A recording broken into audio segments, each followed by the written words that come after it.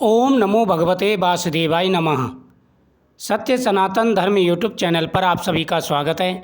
आज मैं आपको रमा एकादशी की कथा सुना रहा हूँ। एकादशी का दिन भगवान विष्णु को समर्पित है। महीने में 2 एकादशी आती हैं, एक कृष्ण पक्ष की और एक शुक्ल पक्ष की। दोनों एकादशियों का समान महत्व होता है। कार्तिक मास के कृष्ण पक्ष की एकादशी को रमा एकादशी कहते हैं।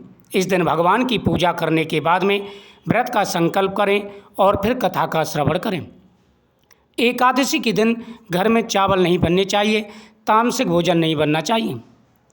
कुंती पुत्र बोले, हे जनार्दन, अब आप मुझे कार्तिक माह के कृष्ण पक्ष की एकादशी का नाम, उसके गुण और कथा सुनाइए और इस उपवास से प्राप्त होने वाले पुण्य भी बताइए। जनार्दन बोले, हे कुंती पुत्र, इस कार्तिक माह के कृष्ण पक्ष की एकादशी को रमा एकादशी कहते हैं। यह एकादशी भी समस्त पापों का विनाश करके सुख प्रदान करती है। इसकी कथा इस प्रकार से है। बहुत पहले एक राजा था जिसका नाम मुचकुंद था। उसका शासन था चारों तरफ सुख और शांति का। उसकी कुबेर, विभीषण आदि के साथ, इंद्र के साथ मित्रता थी। वह विष्णु भक्त और सच बोलने वाला था। उसका राज्य अशांति रहित तथा शत्रु रहित था। उसके यहाँ चंद्रभागा नाम की पुत्री का जन्म हुआ। उसका विवाह शोभन से हुआ, जो राजा चंद्रसेन का पुत्र था। एक बार जब वह ससुराल में थी तो वहाँ पर उसे रमा एकादशी पड़ी। एकादशी का व्रत आ गया, परंतु चंद्रभागा अपने पति की दुर्बलता से चिंतित थी, क्योंकि उसका पति बहुत ही कमज़ोर, दुर्बल और बहुत ही उदासीन रहने लगा। क्योंकि उसे पता था कि उसके पिता के राज्य में सभी एकादशी का व्रत करते हैं। 10वीं के दिन चंद्रभागा के पिता ने अपने राज्य में यह प्रचार करवा दिया कि एकादशी को प्रत्येक प्राणी उपवास रखेगा, व्रत रखेगा, जिसमें मनुष्यों के साथ साथ पशु पक्षी भी शामिल होंगे। चंद्रभागा का पति भयभीत हो अपनी पत्नी के पास आया और बोले, प्रिय, मैं अति भयभीत हूँ, क्योंकि अपनी दुर्बलता के कारण मैं तुम्हारे पिता के आदेश का कैसे पालन करूँ, क्योंकि उपवास करने से तो मेरी मृत्यु निश्चित है। तब चंद्रभागा बोली, हे स्वामी, आप किसी और जगह चले जाइए। हे स्वामी, अगर आप यहाँ रहे तो आपको व्रत रखना पड़ेगा, अगर किसी और जगह चले जाएंगे तो आप भोजन कर सकते हैं, यहाँ पर तो आपको उपवास ही करना पड़ेगा।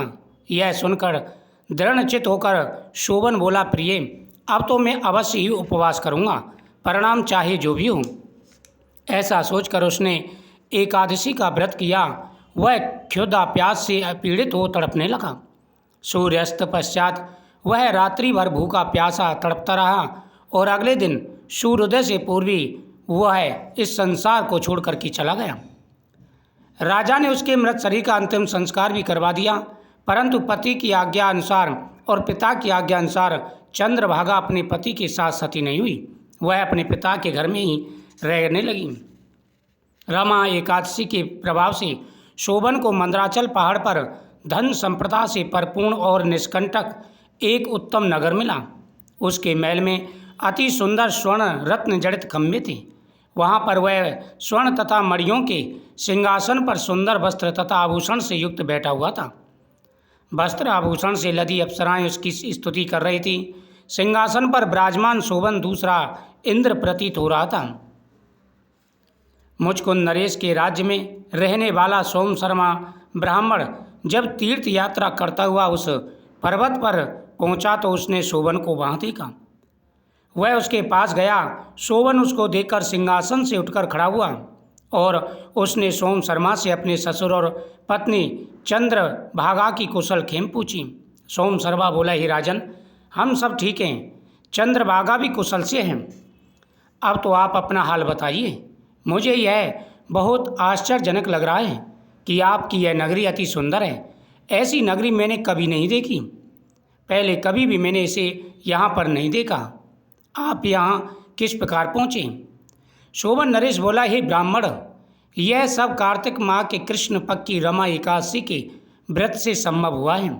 उसी के पुण्य प्रभाव से मुझे यह अति उत्तम नगरी प्राप्त हुई है जो कभी किसी के द्वारा जीती नहीं जा सकती। लेकिन यह अस्थिर है, यह स्थिर नहीं है। यह सुनकर सोम शर्मा बोला, ही नरेश, यह स्थिर कैसे हो सकती है और अस्थिर कैसे हुई, यह आप मुझे बताइए।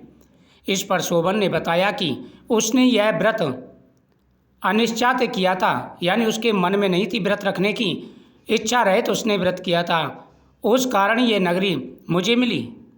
अगर आप यह सब मेरी पत्नी चंद्रभागा में से जाकर के कहेंगे तो वह इसको अपने पुण्य प्रभाव से स्थिर बना सकती है। ब्राह्मण सोम शर्मा ने अपने नगर में आकर चंद्रभागा को सारा वृतांत सुनाया। राजपुत्री चंद्रभागा ने सारा हाल सुनकर कहा, हे ब्राह्मण पुत्र, आप सब कुछ स्वयं देख कर आए हैं या आप स्वप्न की बात मुझे बता रहे हैं? सोम शर्मा ने कहा, हे राजपुत्री, मैंने तुम्हारे पति शोभन को तथा उस स्थान को स्वतः ही देखा है, परंतु वह स्थान अभी अस्थिर है। तुम कोई उपाय करो वह स्थिर हो जाए। राजपुत्री चंद्रभागा ने कहा, हे सोम शर्मा, तुम मुझे उस स्थान पर ले चलो, मैं अपने पति को देखना चाहती हूँ। मैं अपने पुण्य प्रभाव से उस नगरी को अवश्य ही स्थिर कर दूंगी। चंद्रभागा के वचनों को सुनकर सोम शर्मा उसको मंदराचल पर्वत पर वामदेव के आश्रम में ले गए। वामदेव ने उसकी कहानी सुनकर मंत्रोच्चार से चंद्रभागा का अभिषेक किया। उन मंत्रों तथा उपवास के प्रभाव से वह दिव्य रूप धारण कर अपने पति के पास पहुंच गई। शोभन अपनी भार्या को देखकर अति हर्षित हुआ, अति प्रसन्न हुआ। उसे सिंहासन पर अपनी बाईं ओर बैठने का स्थान दिया। वह बोली, हे स्वामी, अब आप मेरे पुण्य को सुनिए। पिता गृह में मैंने 8 वर्ष की आयु से ही एकादशी व्रत शुरू कर दिया है।